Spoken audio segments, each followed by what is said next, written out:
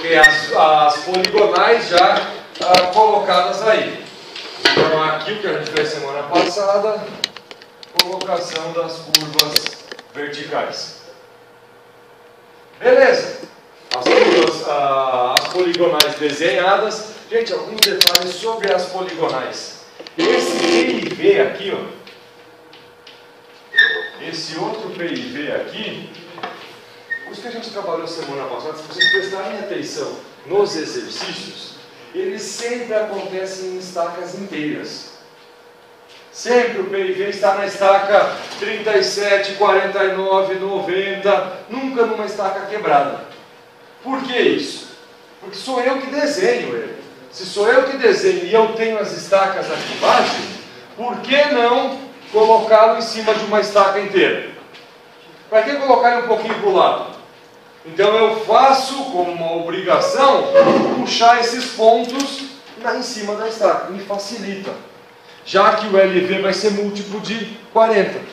Então eu terei 1, 2, 3 estacas para cada lado. Partido de uma estaca inteira. Partido da estaca 40, eu ando 4 estacas para trás, 4 estacas para frente. Então dá 36 a 46. Beleza?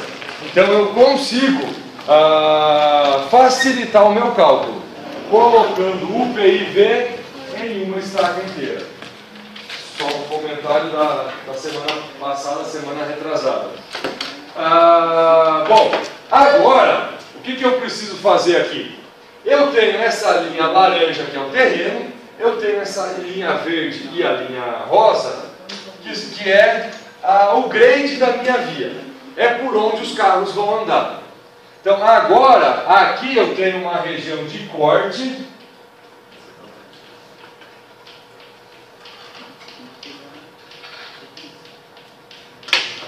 Então, ó, o meu corte é grande aqui. E aqui do outro lado, eu tenho uma região de aterro. Aqui eu tenho corte.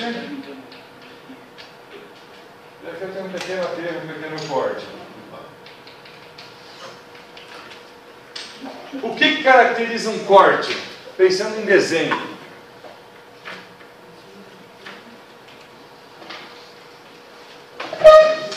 Ou pensando em termos de planilhas. O corte é quando eu tenho a cota do terreno acima da cota da via. Então, a minha via está na cota 810, o meu terreno está na cota 811, 812, 813. O terreno está acima da via. Ou seja, eu vou ter que recortar esse terreno para poder fazer a via. E o aterro? O inverso.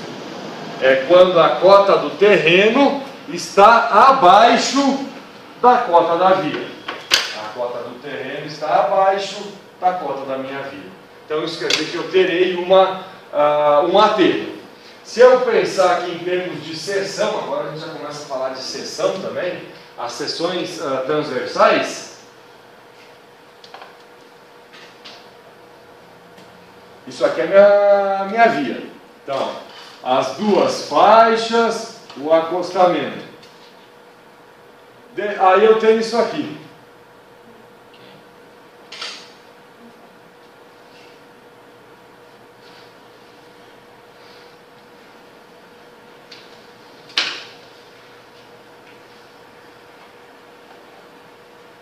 Que seção é essa?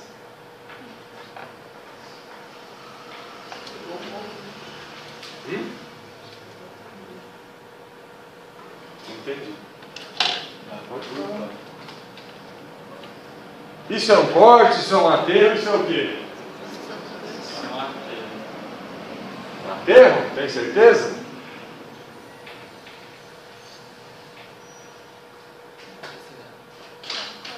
Como é que eu sei que é um aterro? O terreno está aqui e eu tenho um talude para lá. Só que ao mesmo tempo isso é um corte. A via está aqui e o talude vai para cima. Ou seja, eu tenho uma seção mista. Provavelmente o terreno original, só não provavelmente aqui, seria algo mais ou menos assim.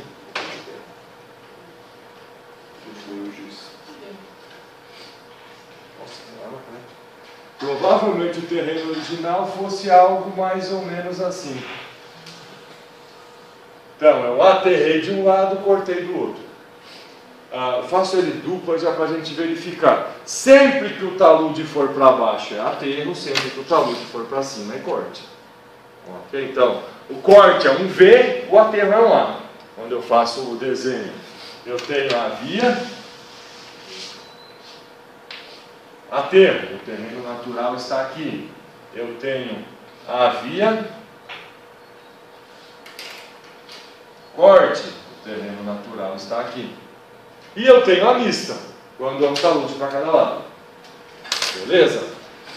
Óbvio que eu ainda posso ter uma seção um pouco diferente. Eu posso ter uma seção que é toda em aterro, só que conforme onde ficou o talude aqui, eu acabei tendo uma conformação do talude dentro do aterro que parece um corte. Mas aí já é outra história em termos de análise de seção. Beleza? Aquelas seções são desenhadas em algum local aqui. Corte, aterro, seção mista. Então, em algum lugar não. Eu desenho aquelas seções em todas as estacas. Eu começo na estaca 0, 1, 2. No caso do projeto de vocês, deveria ter aproximadamente 100 seções. Porque tem aproximadamente 100 estacas. 90 e pouco, 100 e poucas estacas. Ok? Óbvio que a gente não vai desenhar 100. A gente vai desenhar o quê? Provavelmente 6 seções. Isso é algo que eu defino, só que para eu poder definir isso, vocês já tenham feito a parte de lá, que é desenhar o perfil, lançar as poligonais verticais, calcular as curvas verticais, desenhar aquilo lá, ter tudo aquilo pronto. Aí eu posso dizer para vocês, olha, a seção aqui, aqui, aqui, aqui. Ok, a gente pode mais ou menos definir isso.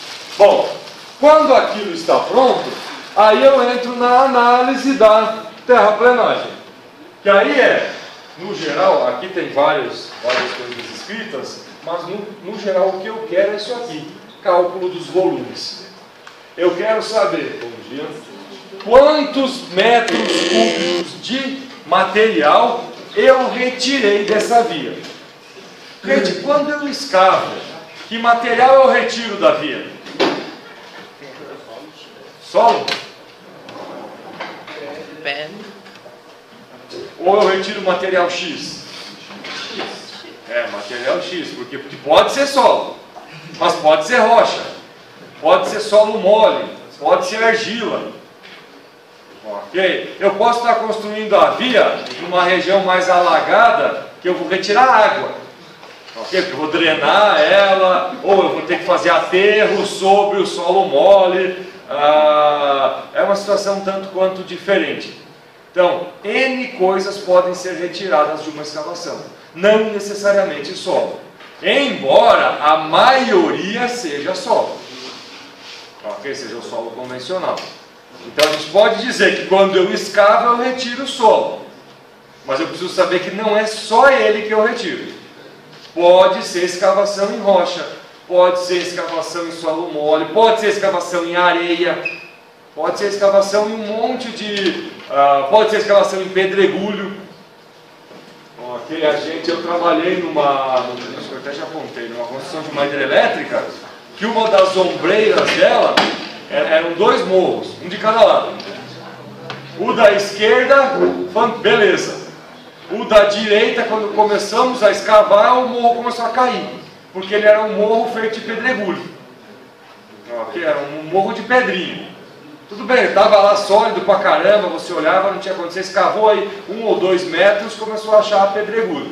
O que quer dizer isso? Que a água ia fugir. Eu não ia conseguir vedar a minha barragem. Então teve que ser feito todo um trabalho de solidificação daquele morro. Ok? De injeção de cimento, para eu compactar, não compactar com energia de compactação, mas eu transformar ele numa massa para eu vedar aquele morro.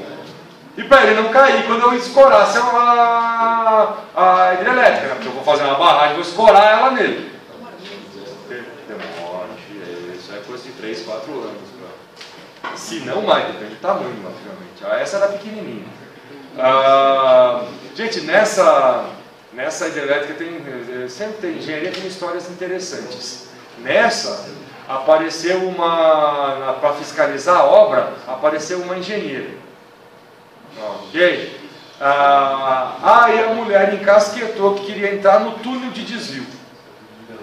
Okay? Que era no morro da esquerda. Então tinha um túnel, ele era bastante inclinado.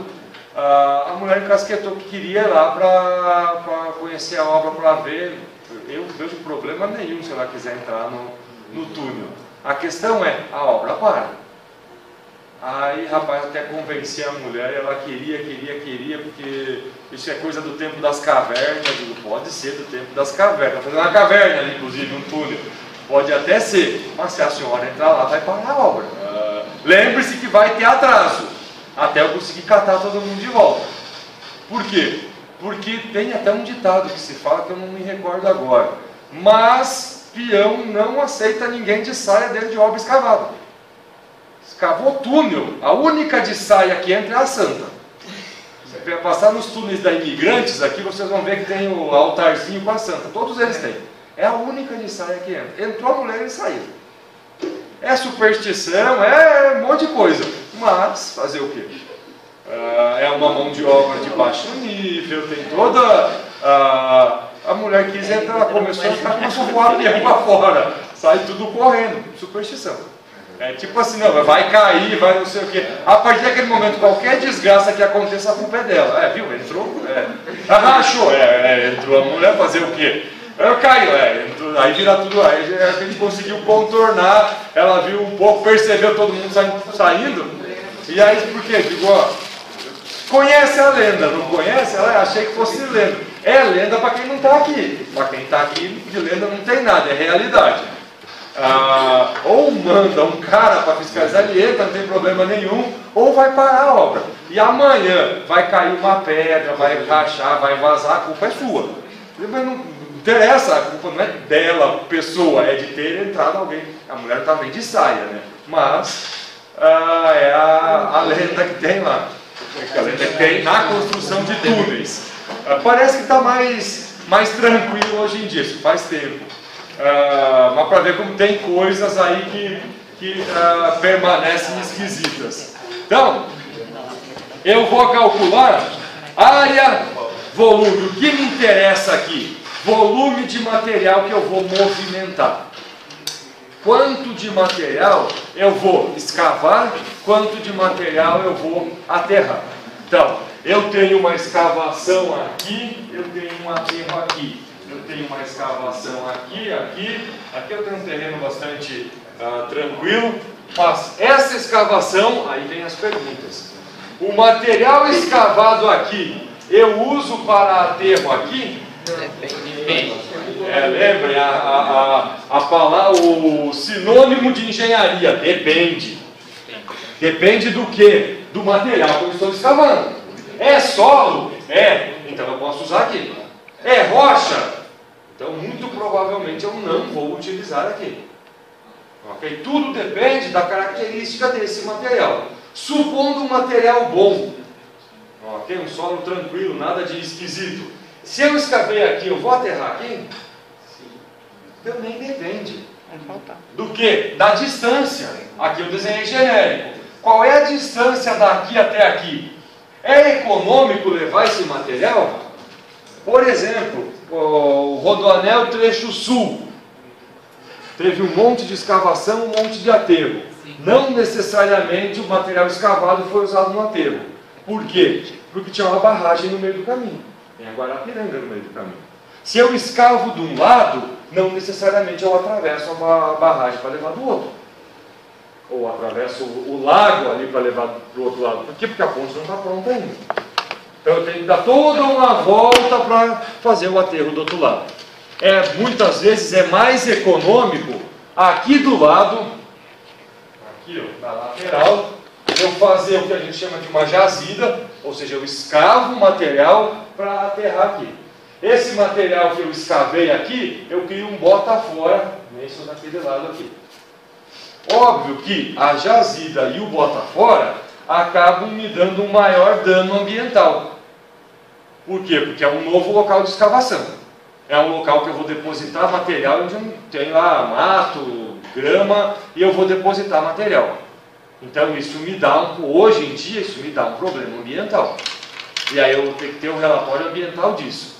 Então hoje, com o trâmite da parte ambiental, com a análise toda que tem para fazer, a gente está voltando aí de uma coisa que antigamente a gente não andava distâncias muito longas, carregando terra. Porque era dinheiro jogado fora. Ok? Então, teoricamente, eu botava o material aqui do lado. Hoje, com a preocupação em o que eu estou removendo aqui, aonde eu estou aterrando, está valendo a pena fazer esse material andar no eixo da via, sendo que tenha condições para ele andar. Então, as minhas chamadas distâncias econômicas de transporte estão aumentando. Antigamente, a distância era curtinha. Hoje, eu estou trabalhando com uma distância bem maior do que se trabalhava há uns 15, 20 ou 30 anos atrás. Beleza? Então, tudo que me interessa é calcular esse volume e fazer o diagrama de Brickner, que é para fazer a compensação, ou diagrama de massas, que é para fazer a compensação. Então, vamos lá. O terreno, aqui o terreno está mais bonitinho. O terreno natural não é viável ao trânsito. Por quê? Uma, que o carro pode atolar. Ok? Outra, que ele pode ter a rampa íngreme demais. Ele pode ter uma situação totalmente não uniforme, e você não consegue andar com um carro. Você pega aí no final de semana, vai lá para o meio da fazenda e tenta andar de carro no meio lá do pasto. Você vai ver que não necessariamente é uma tarefa simples, porque o terreno não é aquela coisa bonitinha que a gente costuma rodar. Então, ele é irregular, ele não me permite a velocidade que eu quero.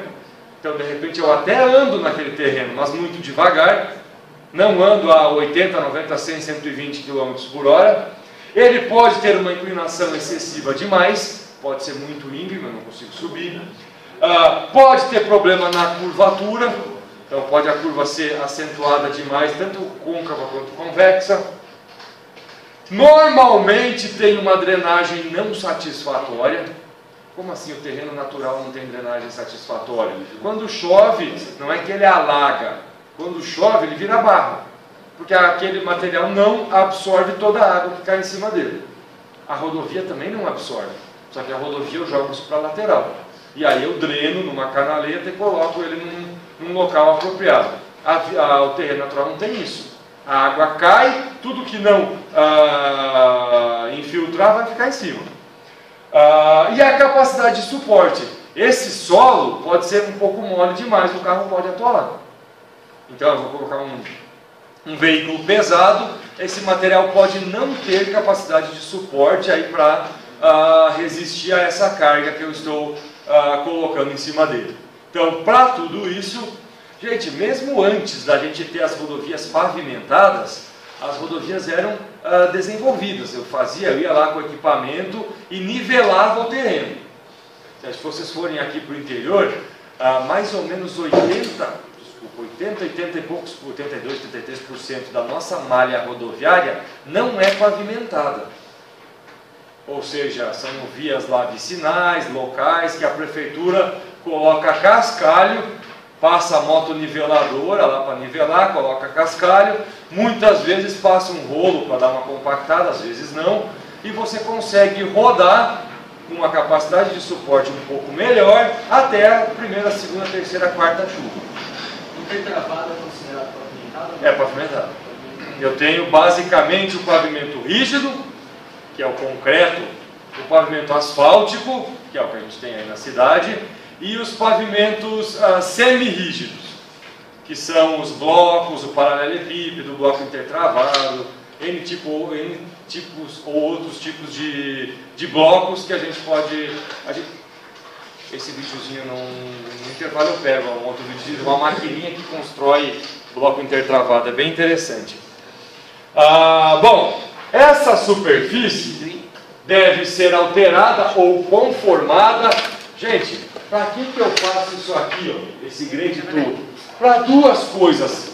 3, para garantir segurança, ou seja, para que o veículo rode a 100, 120, 140 com segurança. Para garantir conforto, para você não trepidar aí andando. E para garantir o desempenho. Então, para que o veículo consiga rodar a uma velocidade mais alta, mantendo o desempenho. Ok? Sem consumir muito combustível. Então, o que eu fiz aqui? Tenho o meu terreno, a linha preta, lancei o meu grade, a linha vermelha. Então, eu tenho uma subida aqui, um corte grande, aqui um aterro, aqui quase não teve corte, aqui eu troquei. Aqui pode até ser que esse canto venha a ser um rio aqui. Ok? Não tá demarcado, óbvio. Quando eu tiver a minha planta eu vou saber onde estão os rios. E aí eu vou representar ele, aí tem um rio, aí eu preciso colocar uma ponte. Beleza? Então aí já é outra história. Aqui vamos fazer de conta. Eu nem lembro como é que está aqui o desenho, se ele está considerando ou não um rio. É só terra, tem um monte de terra ali. Então considerou como um rio mesmo. Tem um monte de terra, terra ou rio. Né?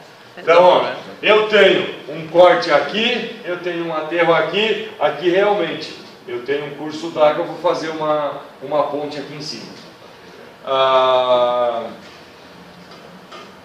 Eu não coloquei aqui? Não coloquei as curvas. Eu teria aqui mais uma curva, outra curva que aumenta um pouco o corte, aumenta um pouquinho o aterro aqui a curva. Beleza?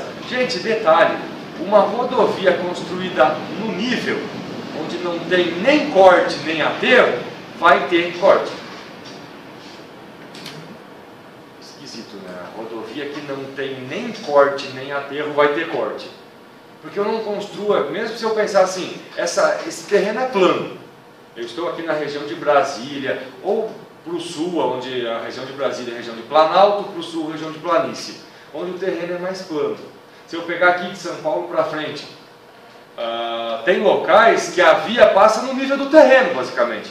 Tem uma ou outra ondulação que você acaba fazendo um corte ou um aterro, mas no geral, se pegar aí as BR 0 qualquer coisa, 040, 050, 030, elas todas são planas. Se pegar ali na região de Tocantins, é tudo plano. Nessa região, por mais plano que seja, por mais que a via esteja no nível, eu faço o corte, eu faço o aterro, porque eu tenho que mexer o terreno natural. Eu tenho que dar a minha energia de compactação, lá de mecânica dos solos. Então não é simplesmente, não, tá bom, eu passo no equipamento compacto e já faço pavimentação aqui em cima. Até posso fazer isso se for uma estrada de baixo custo. Se for uma estrada convencional, eu vou escavar mais ou menos 1 metro, vou tirar aquele material, vou compactar, vou fazer uma base, uma fundação, e vou compactar isso em camadas até chegar no nível que eu quero.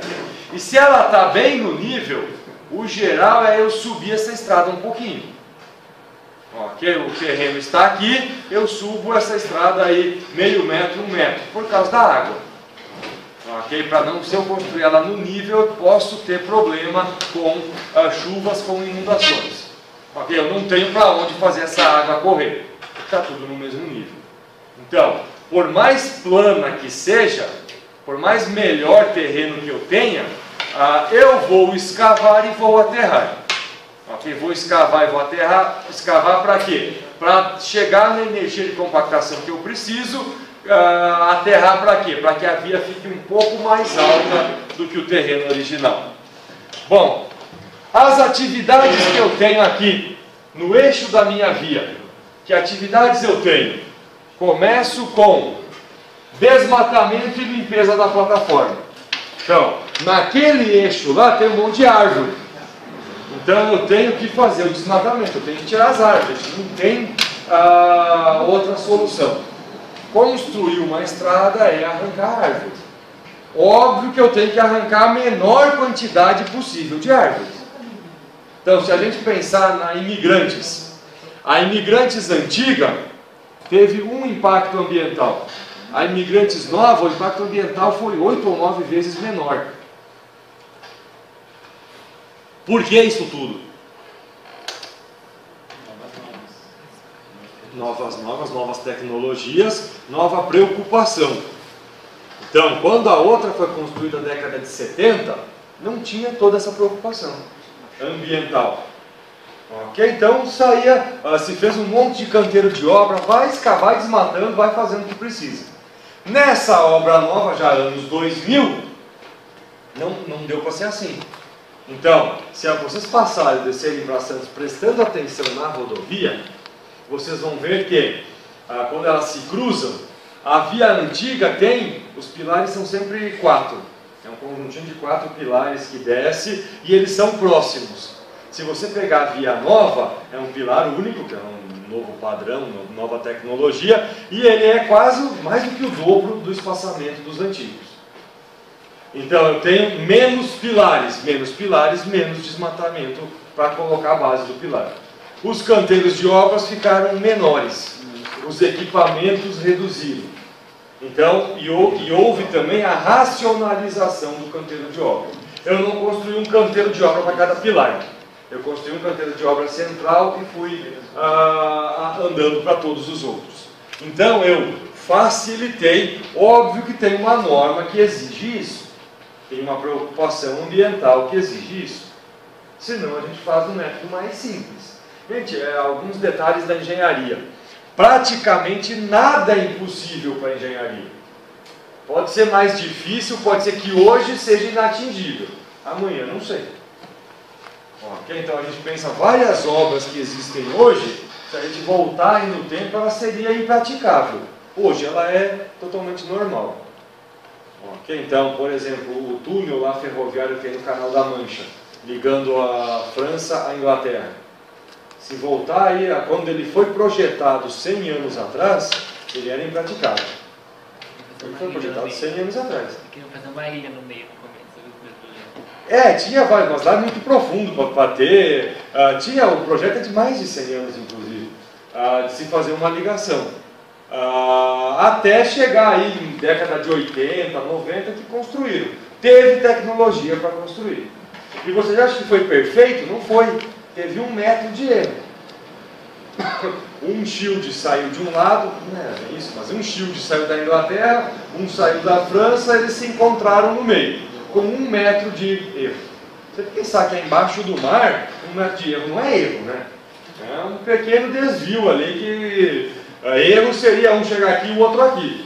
15 metros um do lado do outro. Mas não, bastou corrigir nos 2 lados e beleza, o túnel foi tá lá sem problema nenhum, funcionando sem problema nenhum. Até porque projeto agora para ligar, né, o Alasca com a Rússia, né? Tem. E também Tem com ponte, tem com túnel, tem um projeto para ligar a Europa com os Estados Unidos. o trem transatlântico. Esse é um projeto louco. Esse de louco. Não, é pelo Atlântico mesmo. Esse é um projeto completamente esquizofrênico hoje. Não é ponte, é um túnel. É um túnel. Hoje, ele é. Se eu conseguir, a gente até assiste ele. Você começa a analisar, ver um vídeo da Discovery e você vê, rapaz, os caras fumaram um negócio bacana aí, né? Nossa Senhora! Só que daqui a 100 anos, vai saber, é o mesmo. Em 1 hora, como assim? Por causa da trem de alta velocidade.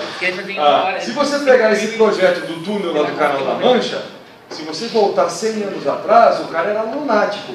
Como fazer um túnel embaixo do mar? Tá louco. 100 anos depois, foi viável. Hoje, loucura. Em 2100, em 2200, vai saber. Então daqui 100, 200 anos, talvez continue sendo loucura. Talvez, a gente não vai estar aqui para ver, né? Então talvez para os nossos tataranetos venha a ser algo totalmente viável. E eles até vão rir da gente. Olha, aqueles malucos lá achavam que isso não ia ser... Como eles eram restritos, coitados, né? Nem imaginavam que isso ia acontecer. E é verdade. A gente não sabe o que a tecnologia vai daqui para frente. tudo pode ser possível, tudo pode não ser possível. Aí já vai no imponderável. Gente, outro dia me mandaram um link, a gente fala disso semestre que vem em sistemas de transporte, de um projeto que existe de se fazer um elevador ligando a Terra à Lua. Você chega lá e tem dois botões, né? T de terra, L de lua. Não tem parada no meio. Coisa completamente maluca. Falta do que fazer. Hoje, lembrando que existe a palavra lunático. O que quer dizer lunático? É aquele que pensava em ir para a lua. Você imagina lá em 1800 alguém chegar e dizer: não, porque a gente vai um dia viajar até a Lua. Ia para o hospício na hora. Como que vai viajar até lá? Chegamos. Okay, passamos da Lua, inclusive. A Terra está aqui, a Lua gira em torno da Terra, a Terra gira em torno dela mesmo. Então, óbvio que o sistema não é fixo, âncora na Terra, âncora na Lua. Ele vai até uma estação espacial que gira. O negócio é bem maluco. Okay? É coisa de... você olha para aquilo e diz: meu Deus, né? Mas vai saber lá em 2500 e alguma coisa, se o mundo não acabar até lá, né? Porque toda hora o mundo acaba. Lembrando que o mundo acabou um ano e pouco atrás, né? Não, tem também teve Ragnarok. Hã? Esse ano também disse. Também acaba? Mas vai acabar de novo? Já acabou, como é que vai acabar de novo? Então, pode ser, e tudo assim, pode ser que venha a ser viável. Ok? Vocês vão ter aula de ferrovia semestre que vem. Quando desenvolveu-se a ferrovia 150 anos atrás, os editoriais dos jornais da época falavam alguma coisa interessante, que era: que pessoa em sã consciência vai querer andar naquilo? Aquilo era um trem, que eles chamavam na época de demônio de metal. Porque era um negócio preto, esquisito, saltando fumaça, porque era a carvão. Ou seja, que pessoa em sã consciência vai querer andar naquele negócio? Um detalhe: ele anda numa velocidade exorbitante. Quem é? Tem editoriais, se a gente visitar a biblioteca do Congresso americano, que tem os jornais aí, desde que o jornal começou a ser feito nos Estados Unidos, você vai ver com manchetes fantásticas, dizendo que pessoa que esteja no pleno domínio das suas faculdades mentais vai querer andar no demônio de metal a uma velocidade extravagante de 25 km por hora. Para eles, 25, 30 era um negócio assim absurdo, que era o dobro da velocidade de uma carruagem, que anda 12, 14, 15 km por hora. Ou seja, o cara deve estar louco. Para que andar o dobro da velocidade que o cavalo anda? Uma pessoa não deve ser normal. Isso 150 anos atrás. Hoje a gente dá risada deles. Ok? Imagina que alguém daqui a 150 anos não vai dar risada da gente. Só que pra gente hoje, a gente não consegue pensar que tudo é uma coisa muito louca. Okay? Porque a gente não tenha como fazer aquilo. Pra gente aquilo ainda é inatingível. Talvez continue sendo. Okay? Vai saber. Bom, desmato. Isso aqui, tanto para rodovia, quanto para ferrovia, quanto para o porto, quanto para o aeroporto, sempre, ou para qualquer obra de engenharia, começa desmatando, fazendo a limpeza. Ok? Faço a raspagem da vegetação, ou seja, retiro todo aquele mato que tem. Gente, aquela camada superficial do solo não serve para nada em termos de engenharia, porque ela é uma camada orgânica, no geral. Então, 5, 10, 15, 20 centímetros do solo, eu vou raspar. É um material muito orgânico. Para quesito de obra, não serve para nada. Para quesitos biológicos, é outra história. Então, para eu plantar grama, jogar aqui no talude, é outros 900. Hoje, as empresas já estão raspando, armazenando esse material para usar como material orgânico aqui na hora de fazer a vegetação aí, fugiu fugiu a palavra agora. Mas é a hora que eu vou gramar os meus taludes. Ok? Como material para aterro não serve. Por quê? Mas por que o orgânico não serve? Porque vai decompor. A hora que decompõe vai virar vazio. A hora que vira vazio, recalca. Então eu não quero isso. Eu quero um material que não tenha matéria orgânica. Ou que se tiver, ela seja em pequena quantidade. Execução da estrada de serviço. Então, eu vou fazer uma estradinha de serviço aí para que os meus equipamentos andem. Remoção do solo acima das cotas de projeto, ou seja, sinônimo para corte.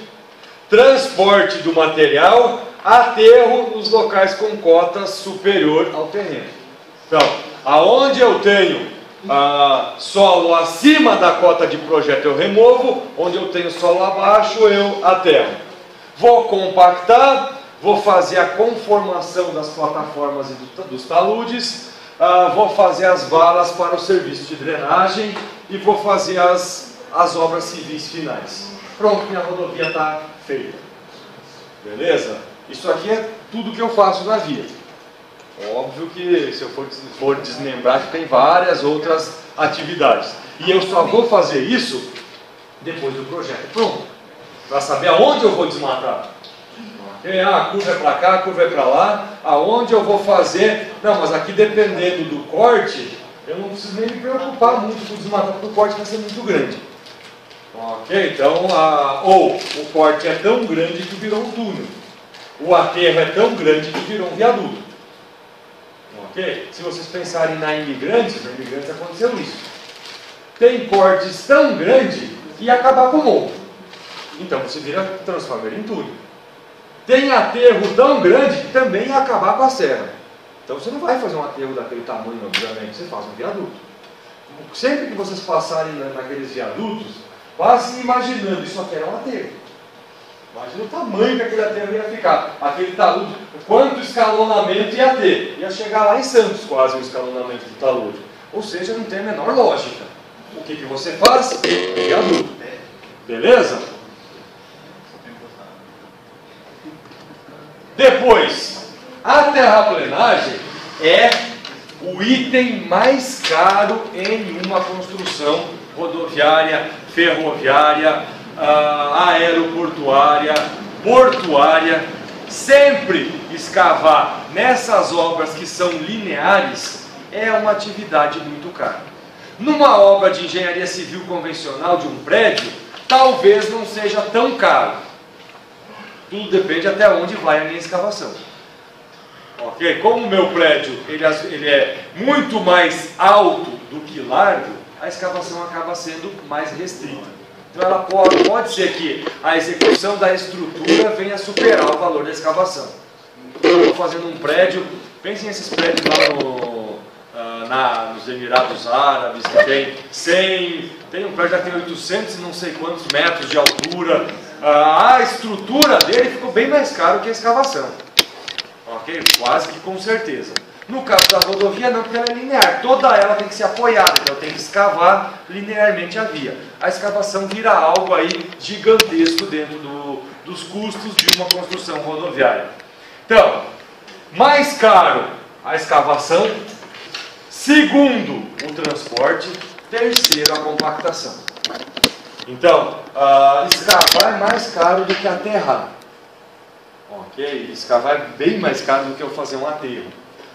Transportar é mais caro do que eu escavar. A gente falou sobre isso semana passada, semana retrasada, sobre o empolamento, a redução e tudo mais. Então tem que lembrar que quando eu escavo, quando eu remexo o material, estou pensando no solo. Quando eu tenho lá 1 metro cúbico, quando eu escavo, esse 1 metro cúbico pode virar 1,1. Quando eu compacto, ele pode virar 0,85. Então, 1 na escavação, 1,1 no transporte, porque eu mexi, eu joguei ar ali no meio. Quando eu compacto, eu retiro o ar, eu posso transformar em 0,85, 0,90, 0,92. Ok? Então eu tenho que lembrar disso. Eu escavei, eu transporto mais material, eu compactei, eu reduzo esse material. Que é o que a gente vai fazer aqui. A gente aqui trabalha do original para o reduzido. Eu não trabalho com o transporte do material. Sempre que possível eu tenho que reaproveitar esse material. Nem sempre é possível, mas sempre que for possível eu reaproveito. Reaproveito para quê? Para evitar as áreas de empréstimo de bota fora. Então, está aqui o meu eixo. Esse eixo aqui, agora visto aqui numa perspectiva, então a minha rodovia vai passar aqui. Aqui eu tenho as minhas seções, todas elas do terreno. Nesse terreno eu vou fazer o meu grade e vou verificar se tem corte, se tem aterro. Então as seções, aquelas ali, após finalizar o projeto, eu vou verificar essa seçãozinha aqui. Ó. Então, ó, essa linha cheia é o terreno. Tudo bem que aqui, gente, outra coisa que a gente costuma fazer, a gente costuma tratar o terreno como se fosse uma reta, não colocando todas aquelas irregularidades do terreno, porque como eu vou remover a camada orgânica, o equipamento vai transformar aquilo relativamente numa área reta. Obviamente que isso aqui tem as suas imperfeições, mas isso é tão pequenininho que o erro que eu tenho aí é completamente desprezível. Então, outro detalhe, quando eu trabalho com remoção de solo, escavação e aterro, sempre dá um erro.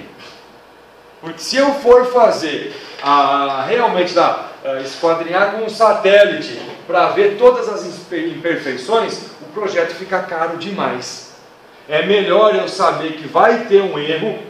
Eu vou dizer que eu vou ter um corte de 1 milhão de metros cúbicos e isso vai dar 2, 3% de erro. Gente, em 1 milhão, 2 ou 3% é um valor considerável. Beleza? Em 1 milhão, 1% dá quanto? 10 mil. Então você imagina você ter 10 mil metros cúbicos de erro. Gente, 10 mil metros cúbicos é metro. Então, 1% é um valor até alto, quando eu trabalho num valor grande. Esse errinho aqui me dá erro de 0,01%. Ok? Ou seja, eu ainda vou pegar esses 10 mil e dividir por 100. Então, dá 10 mil, 100 metros cúbicos. Também não é pouco, se você for pensar 100 metros cúbicos. Okay, mas eu estou falando um valor de 1 milhão. O valor de 1 milhão, você ter 100 metros cúbicos não é lá grande coisa. Agora, se você pensar em termos de caminhões para fazer esses 100 metros cúbicos, vai aí uma meia dúzia de viagens para resolver. Então eu já tenho que trabalhar com esses coeficientes de correção, sabendo que eu vou ter um errinho, já que eu vou considerar o terreno com essas linhas retas. Senão eu não calculo, senão eu não consigo calcular. A minha função matemática fica cara demais. O que eu vou fazer aqui? Aquilo que estava lá no início, calcular volume. Para calcular volume, primeiro passo é calcular a área. Eu preciso calcular a área dessa figura. Gente, calcular corte e aterro nada mais é do que a gente fazer o seguinte. Vamos pensar que a rodovia passa aqui no teto. Beleza? O terreno está aqui embaixo, para onde a gente está pisando. Eu vou fazer a rodovia aqui no teto, então eu vou ter que fazer um aterro dessa altura. Aqui é a minha estaca 10, lá é a minha estaca 11. Então entre uma parede e outra aqui eu tenho 20 metros. Beleza? Então o que eu preciso fazer para calcular volume? Se a minha estrada é essa sala, volume é o volume da sala, não é? Quanto de solo eu vou ter que jogar aqui dentro para aterrar? O volume da sala. Como é que eu calculo o volume dessa sala? Comprimento, largura, altura. Comprimento, largura, altura. Básico. Porque ela é, entre aspas, quadrada. Ok? Ela é um retângulo. Basta eu ter largura, comprimento, altura, calculei o volume. Só que aqui não é um retângulo. Então vamos pensar que essa sala não fosse um retângulo. Como é que eu vou calcular então o volume dela? Integro. Só que integro o quê? Para integrar tem que ter uma função. Para eu poder integrar, tem que fazer uma função. Já começou aí. Agora alguém continua. Boa. Você tem que dar chance para os outros, é verdade. Então, o que eu tenho? Se aqui eu tenho uma seção, vamos pensar essa seção aqui, ó, já que é madeira, vamos imaginar que essa parede venha a ser essa seção aqui. Eu preciso calcular a área dessa seção, não preciso? Gente, como é que eu faço, pensando mesmo na sala aqui?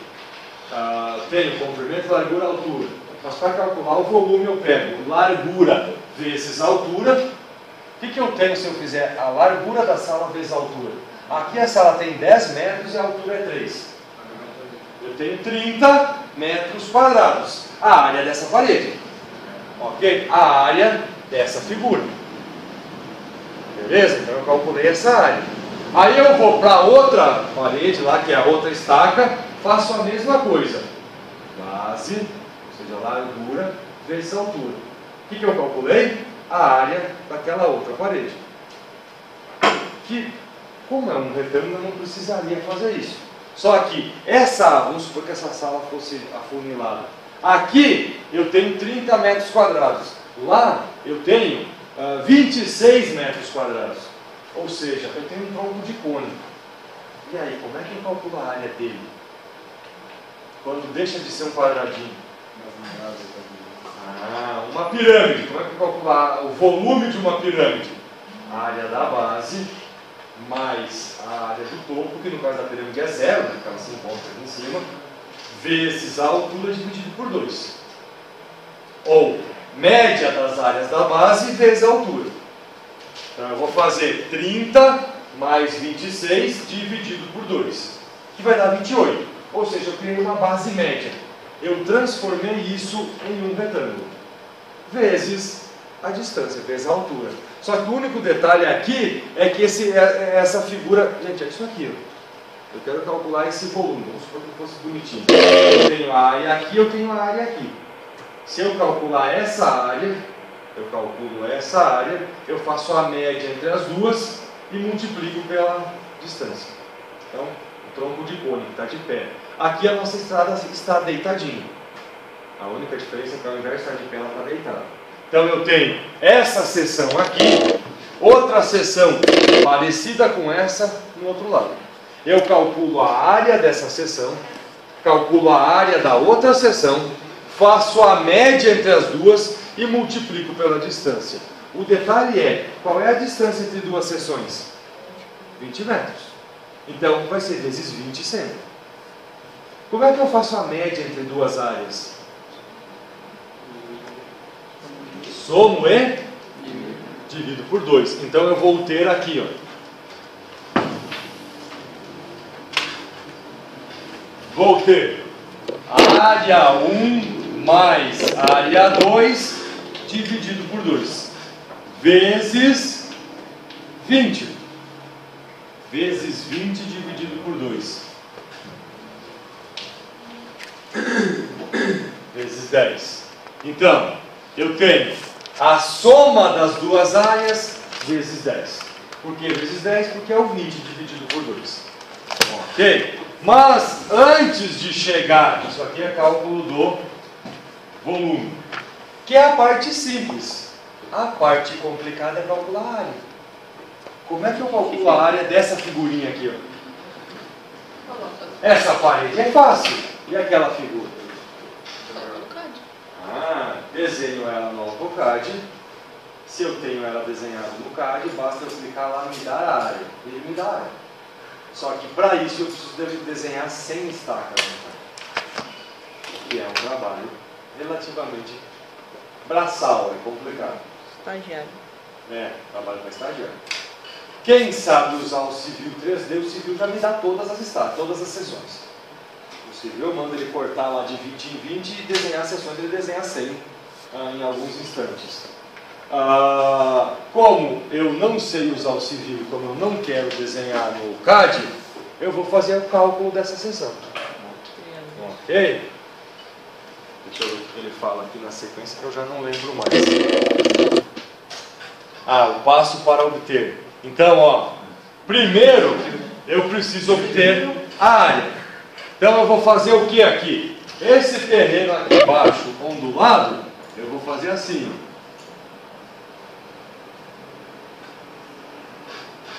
Transformei ele em uma reta. Ah, posso transformar, posso usar ele? Posso, mas eu tenho que saber a equação daquela ondulação para eu poder integrar ela. Melhor é eu fazer esses pequenos desenhos aí. Aí eu posso fazer o quê? Desenhar aqui figuras geométricas.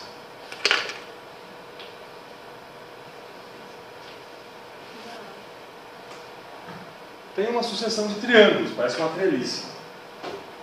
Aí eu calculo a área de cada um desses triângulozinhos, somo, tenho a área da figura.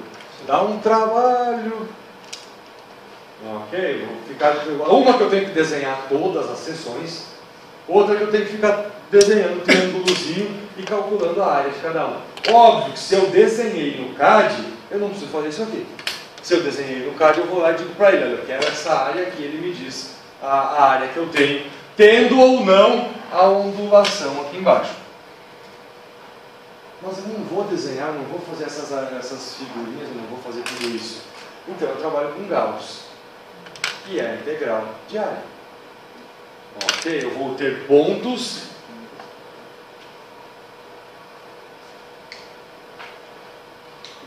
Viu como aquelas aulinhas de integral lá não eram tão desnecessárias assim? Eu vou ter um ponto aqui, um ponto aqui, um ponto aqui, um ponto aqui, um aqui. Eu tenho esses pontos. Eu trabalho aqui com coordenadas polares, x e y. Quem é x, quem é y? X.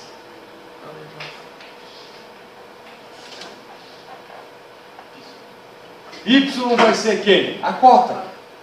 Eu tenho a cota de cada um desses pontos. X vai ser quem? As larguras.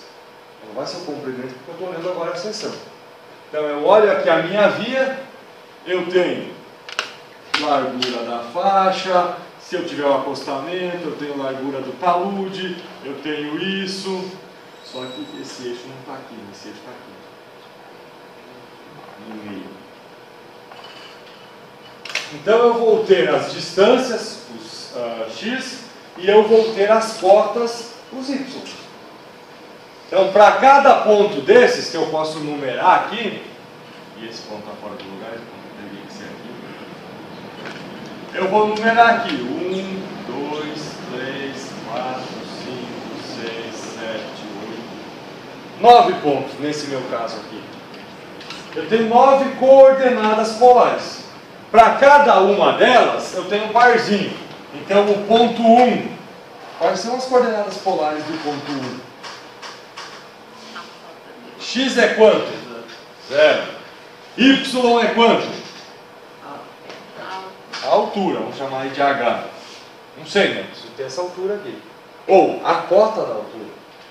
Eu já posso trabalhar com a cota diretamente. A cota do terreno lá é 823,37.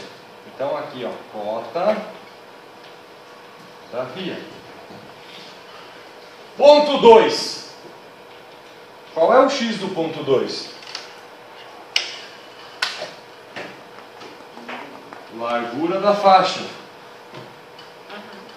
Qual é o y do ponto 2? Cota do acostamento. E aí eu vou. Gente, isso vocês têm. Isso aí é itens que vocês têm, porque vocês vão ter a cota do terreno. Essa aqui, ó, o ponto 5 sai da planta de vocês, a cota do terreno. Isso é uma seção de aterro, vamos fazer de conta que essa seção esteja aqui, ó. Então aqui, ó, você tem o ponto 5, é essa cota. O ponto 1 é a cota que você lançou aqui em cima, sai da sua tabela. Os pontos 2, e aqui eu teria mais o acostamento aqui que eu acabei esquecendo de colocar, mas os pontos dos bordos e dos acostamentos saem da planilha, dependendo lá dos 2% de inclinação, ou dos 3, 4, 5, 6, se for na curva. Então esses pontos eu tenho. O ponto aqui, 8, e o ponto 3 é onde o terreno encontra, onde o talude encontra o terreno. Esse é o ponto mais chato de definir. Então o ponto 3 e o ponto 8 são os mais chatos. Beleza, eu tenho os pontos. Aí eu aplico a fórmula de Gauss, a integral de Gauss para coordenadas polares. Olha só que bonitinho. Essa aqui não. Não é bonitinha a fórmula de Gauss? Não. Coisa bacana. Engenheiro olha isso, sai lágrimas dos olhos, de raiva.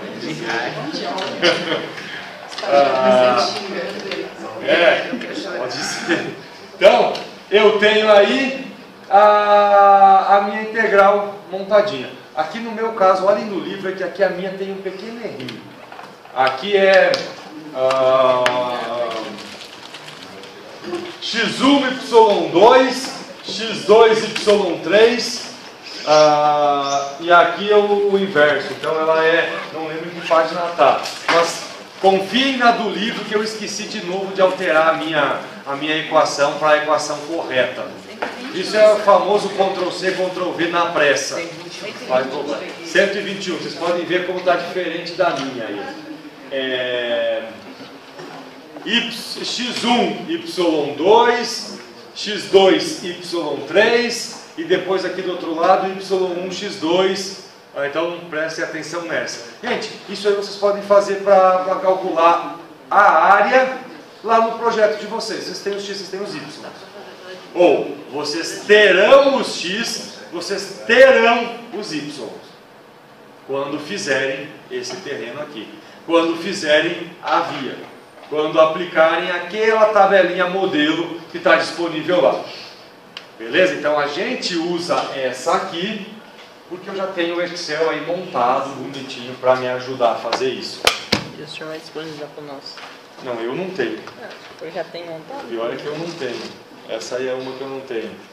Depois que eu tenho isso, calculo os volumes. E aí eu vou ter isso aqui, ó. Eu tenho, naquele terreno inicial, eu tenho o terreno, que é esse pontilhado, e eu tenho a linha cheia, que é o meu grade. Então, eu tenho o terreno, o laranja, e eu tenho o pontilhado, e eu tenho a via, o verde, ou a linha cheia. Então, ó, aqui foi uma seção de corte, mista, aterro, aterro. Então, aquela seção ali do lado, seriam essas duas seções aqui. Eu tenho uma seção, a outra seção. As duas em aterro. Tenho essa área calculada, com a formulazinha do tio Gauss aí, e obtive o volume de material entre as duas. Sim, senhor. No caso, eu posso colocar, como for parte, posso colocar parte para ter área negativa, de uma forma ou não? Não. Eu vou trabalhar... Gente, boa pergunta. Nada aqui pode ser negativo. Nada vírgula. Não posso ter área negativa. Não tem como. É menos 10 metros quadrados. Mas eu posso ter volume negativo. Como assim? Eu posso ter menos 5 metros cúbicos. Está faltando material. Ok, eu tenho lá menos 50 mil metros cúbicos. Quer dizer que eu tenho um aterro de 50 mil onde está faltando. Aí é uma questão de convenção de sinais. A gente convenciona que corte é positivo porque sobra, que aterro é negativo porque falta. Beleza? Mesma coisa lá nas distâncias. Eu tenho 2 metros e eu tenho menos 2 metros. Já que eu tenho o eixo XY. Como o meu eixo Y está aqui no meio, quer dizer que aqui X é positivo, aqui X é negativo. Então eu entro na fórmula com menos 3 metros. Quer dizer que eu estou andando para o lado contrário. Ok? Já que eu estou trabalhando num sistema cartesiano. Beleza? Então isso é possível. Ok?